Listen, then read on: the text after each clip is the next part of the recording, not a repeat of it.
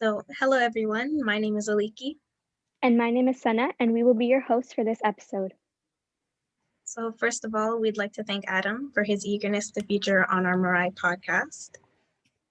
And so, Adam, would you like to introduce yourself? Yeah, thank you so much for having me on today, guys. As you heard, my name is Adam. I'm a student at Ivy Business School, and I met these people at Mirai a few months ago where we did a joint event with this startup I'm a part of called Unifind. So, what motivated you to choose your current university and program out of other options? That's a really good question. I'm ending third year pretty shortly, and it's hard to remember all the details, but I remember being very conflicted and very confused in grade 12. I hadn't gone to a lot of the, visit days or on-campus days where you can kind of be taken around and learn about different universities. So when the time came closer to apply, I was a little bit clueless. What ended up happening was I knew I wanted to be in business, but I didn't know exactly where. So my strategy was just to apply to pretty much everywhere I could. So I ended up applying to 7 business schools, and I think I got into 6 of them. And once I had my acceptances in hand, the main decision point for me was, do I want to move away for school, or do I want to stay home?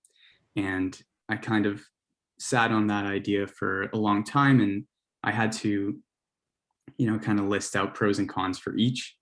There's a lot of impact, whether that be financially, socially, or any other reason why you'd want to move away or stay home for university. And at the end, I decided to move away. So at the end of the day, I decided to go to Western for my first 2 years. And since I had my acceptance to Ivy as well, I knew that I would be working towards attending Ivy in my 3rd and 4th year, which is what I'm finishing up right now. Well, that certainly seems impressive, being accepted into 6 different business schools. I think it's just I had a really good support system at the time during applications. I was close to my student success teacher at high school, and she was a really big help when it came to applying. And I think if I had maybe learned a bit more about the different programs and stuff, I would have maybe not have applied to as many. But yeah, I think it's good to be proud of your achievements and acceptances. Right? Yeah. So, you've said that you decided to go to Ivy. So, can you tell us a bit about your experience with that program at Western? Yeah, so how it actually works, I think they call it like a 2+2 program. So essentially for my first 2 years of university, I was a Western student, right? I was in management, like organizational studies, and I really liked it. I felt pretty confident in what I was doing. Academically, I was doing pretty well. And I had some opportunities to, live on residence, which was a great experience. Got to meet some new people and tried to get involved throughout my first 2 years. And now that I've started Ivy, it's a pretty different, a different kind of situation that I was expecting. Besides the obvious fact that it's virtual this year, not really what I was expecting when I was applying in grade 12, but you never know what happens. So there's a lot of differences between my first 2 years and what I've experienced thus far in Ivy, but I'd say I'm learning a lot from each in their own way. Yeah, that's really interesting. Do you think that there's any differences between like the course load for Western and then moving on to Ivy? Yeah. So in the first 2 years, I was, like I said, in management. So the official Western kind of programming was multiple choice exams, maybe an assignment here and there, all lecture-based type of courses. So as long as you, I guess, got into the rhythm of going to class, going home, reviewing your stuff, and preparing for the maybe 3 kind of assessments throughout a course, you could be pretty well prepared. When it comes to Ivy now, every single day you have cases to prepare, and assignments come in all different forms, whether it be group reports that are done within a 48-hour time span, week-long events like one I'm doing right now, or regular exams, right? So there's a whole lot of variety, and it makes you kind of discover what you prefer to do and how you prefer to learn, which is, pretty rewarding. Mm-hmm. So aside from the academic standpoint, what other different struggles do you face in a post-secondary environment? Yeah, one of the main ones that I've kind of felt from the beginning is trying to find kind of your own space and trying to fit in while maintaining, all the things that you kind of know about yourself from high school. I was, in a few leadership positions in high school, and coming to university, the scale is so much bigger. Like my high school is around, I think, 1,000 students, maybe 1,100, and to go to 35,000 people on campus is just a pretty overwhelming experience at first. And I think what happened was kind of, I felt confident in certain things, but at the same time, I was doubting myself, right? Because I'm just a first year. I'm just one of these people on campus. And I think it takes a lot of willpower to really put yourself out there and try new things. And I would encourage, if anyone is starting university soon or maybe next year, I would encourage you to push yourself beyond what you think you can accomplish, because most of the times you'll find that you can do more than you think you can. And that's something I'm kind of realizing only now. And I wish I had kind of taken, more strides, for leadership positions or whatever it may be. But at the same time, it kind of led me to the path that I'm on now with Unified and learning more and being part of, the Ivy community and stuff. So then would you say, like, how would you say would be an accurate way to deal with these struggles then? Yeah, I would say the first thing you have to do is kind of drown out, the thoughts that you may have, thinking that you're not worth the experience, or, there's this thing called imposter syndrome where it feels like you don't deserve to be where you are, even though others, know that you're qualified and see you as, a leader or someone that they can rely on. And it's something I still, struggle with to this day, being an Ivy, where, everyone is very high performing, go-getters, high achievers. And I know through my past experiences that I do deserve to be there. And I think that whenever you come to that type of crossroad, you have to reflect on who you are and the value you can bring, and go for it. I think that the second step would be to build a network of people around you that can support you in that. If you have people that you meet in clubs, even if you go in the first day and you make a connection at a meeting, the first club meeting of the year, if it goes really well, then that's a long-standing connection that could form from that. So just putting yourself in the position to succeed by not only telling yourself that you can succeed, but also surrounding yourself with people that can support you along the way. Yeah, that is really important, having like really good friends and parents that support you in any steps that you take in your life. Now, since you go to Western, I've heard that Western has an amazing campus life. The students are great, everything is great, the nature, everything, because the campus is also really beautiful. Do you think that the campus life helps you to fix these struggles that you face in university? Yeah, I think there's so much at Western that you can take advantage of and kind of explore. There's this beautiful like nature path. There's the campus is humongous. So there's a lot to explore. And I think once you get over kind of the chaos of orientation week and you settle down and you start to get into the groove of things, That's the best time, I'd say, to really start. You don't have to commit to anything. You don't have to lay down a certain amount of hours, but just experience, university and experience Western for what it is.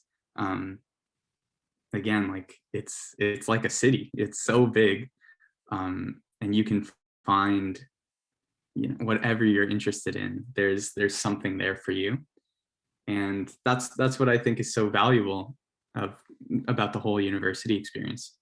And when it came to upper years, when I was in second year and now in third, I realized how great kind of getting to see both sides of living in residence and also living off campus. Um, Living off campus especially helped me develop a lot of skills that I previously hadn't had, and skills that I don't think I would have developed to the same extent had I stayed home for university. So what I would say is just that there's a lot to learn. You just need to put it, kind of prioritize that it's not all about studying. It's not all about grades. It's who do you want to be at the end of your degree? Who are you going to be proud of the person that emerges from university, and how can you set yourself up to get there? Yeah, that's definitely something to keep in mind. So some topics we've kind of touched upon are, program and school selection, the struggles that one would face at university. So what is like one piece of advice that you'd like to offer to students, either high school or university, that could possibly help them in regards to these situations? It's tough. I'd say one piece of advice, I kind of alluded to it earlier, but you know, a lot of the times as students, we get really, really caught up in little things. And it's not entirely our fault. I feel like we're kind of in a system that really rewards high grades, high achievers. Coming out of high school, my average was in the mid 90s, and I still didn't get into some programs, or like it's extremely competitive. But what I would say is that you need to, you know, oftentimes we kind of forget to take a step back and realize what really matters and what we should value. And it's not about a high average. It's not about how many, exec positions you have. It's about what are you bringing to the positions, that you're a part of. What are you learning from the classes you're taking, right? If we tried, if everyone kind of looked at education and looked at university with a much more holistic approach that doesn't put a ton of pressure on yourself, you'll find that not only will you enjoy it more, but you'll succeed more as well. There's a lot of times where, in high school, it's like, I'm so nervous about a test. I'm studying so hard, and sometimes it doesn't go the way I plan. But there are other times where I just think, like I want to learn from this. I want to, gain some knowledge and gain some skills. And then I end up doing better on the test than I would have previously. So I would just encourage everyone to, take a chill pill, think about things very long term. Like one bad exam does not define who you are or what your experience at university is, and to just enjoy it while it lasts. Yeah, that's some great advice. Thank you so much for that. That would really help me when I'm going to be applying to university soon. So moving on from the topic of universities to now your startup, Unified, what prompted you to start this program or club? Right. So I have a friend from high school, and she reached out to me during the summer saying, "Hey, I'm starting up this business. It's basically mentoring, because in grade 12, I was one of the mentor execs, so helping grade 9s kind of adjust to high school and giving them support throughout the year." So she said, "Yeah, it's basically like mentors, but it's virtual." And I thought, that's a great idea. Let me think about it. So I thought a bit about it if I wanted to get involved, and I decided that, I'm entering my third year of university. I want to show that, I have a bit of entrepreneurial experience. That's a field I'm looking to get into maybe in the future. And I thought, the best time to try stuff out is now, so I gave it a shot and I came on board, and it's been a really great experience. When I hear stories about entrepreneurs or people who shoot to fame and shoot to instant success, now that I kind of have more of a practical knowledge of how it works, it's a lot more difficult than I thought it would be. It's crazy when you have to take an idea that you could believe in with all of your heart, right? And put it out there and make it something tangible and something that people really value. And we're still building on it. We're still developing it. But I'm very, very proud of the work we've done so far. And we have about 40 different reps, different students from universities across Ontario who have come on board and would be helping the high school students, so I'm really grateful that I have such a big team, that is committed to the same thing that I am. And basically, to sum up Unifind, it's all about, giving future students a better experience during this crazy time of applying to universities than I had, or that the rest of the reps had. It was fun when, you open your email and you get an acceptance, but for most of the time, it's a very stressful and overwhelming and, rushed type of experience. So we hope that as Unifind continues to grow, we can get rid of that type of notion that applying to university is a scary thing, and that it's just you taking that next step and going to the next level of your educational career. So then, did you always know that you wanted to help people in this way? Like either with Unifind or anything else that would help students on a greater, on the grand scheme of things? Yeah, so I think it's kind of been a theme that I've carried with me for a while. I became a mentor. So I had a great experience with a mentor in grade 9. So I became a mentor in grade 10 and carried that role through to grade 12. And then after first year, I had a great experience with the orientation leaders there. So the next year, I became an orientation leader. And then that next summer, Yaroslava, my friend, reaches out, and it's like another step in that journey. So I think it's always been something I've been most drawn to, and I'm hoping post grad I can do something where I'm in that type of role where it's either supporting people or giving back to a community that has helped me. So how were you able to manage your time between your startup and university? Because obviously Ivy is a heavy program, and this also sounds like something that you have to put your hard effort and work into. So how do you manage your time between the two? Right.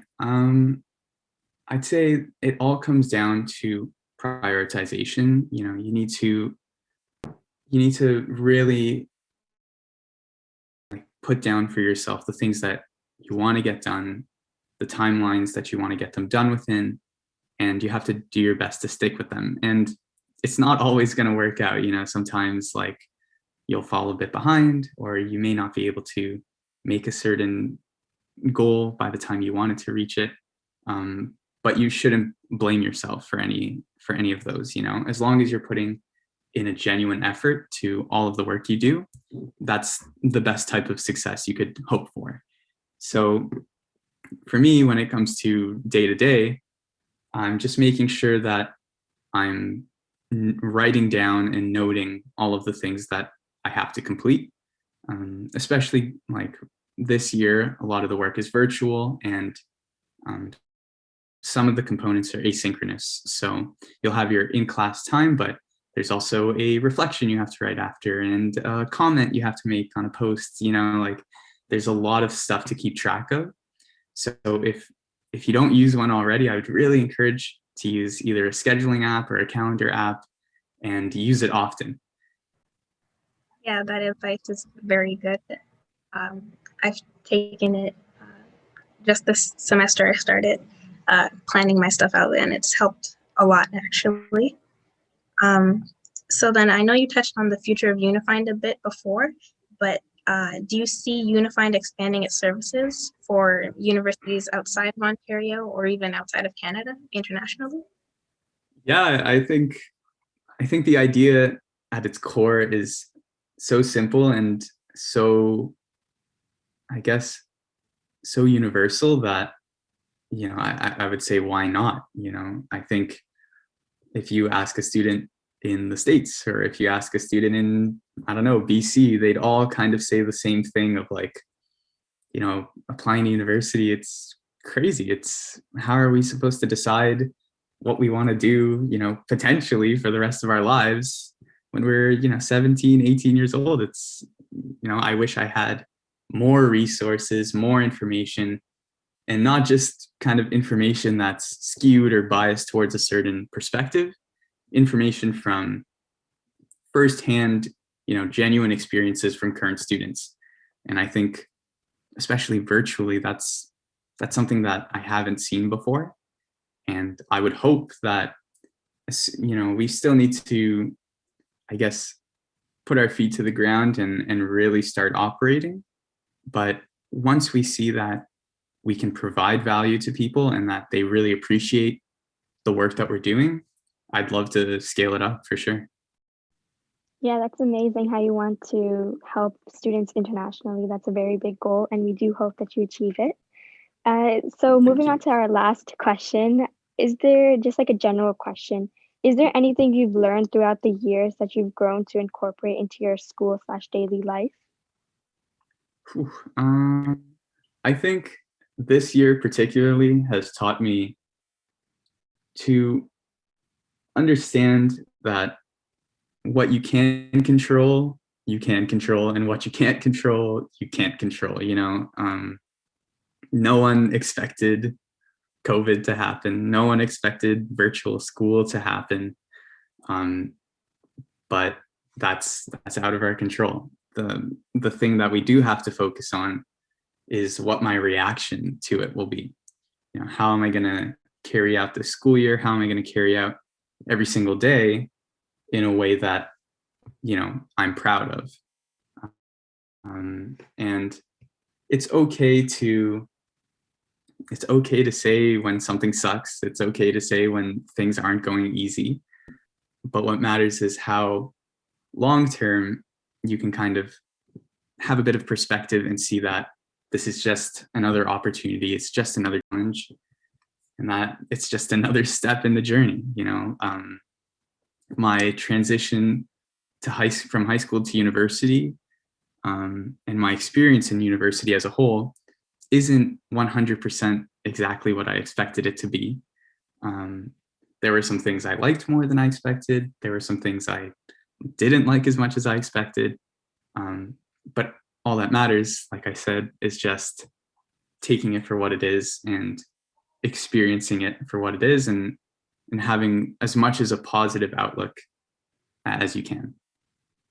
Yeah, I think that's some really good life lessons, and we should all consider those. So thank you again, Adam, for taking the time to talk with us about your experiences at university and as well as your personal achievements. Would you like to give a shout out or provide the listeners with a last minute message? Um, well, I just want to thank you guys for having me on. I think it's great what Mariah is doing. I follow the Instagram. I see you guys on Facebook. I think it's really great. I would encourage all the listeners to maybe go and check out Mariah. And if you have, an extra minute, check out Unifind. We have an Insta page and our website as well. Just give it a check. Take a look, and hopefully you can find something valuable there as well. Thank you for that plug right there. Yeah, shameless plug. So then that would conclude this episode of M Talk Podcast, unfortunately. But this has been Aliki And Sana. as your host for the evening. So kind of as Adam already mentioned, for those interested in featuring in future M Talk episodes or interested in Mirai content, feel free to email us at schoolofmirai@gmail.com. And thank you for listening.